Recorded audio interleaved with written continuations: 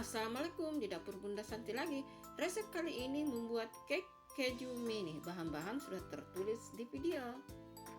Ada margarin yang sudah dicairkan atau dilelehkan, ada keju parut, ada tepung terigu, ada telur, ada keju oles, ada gula pasir, ada SP, ada baking powder, vanili, dan pewarna makanan.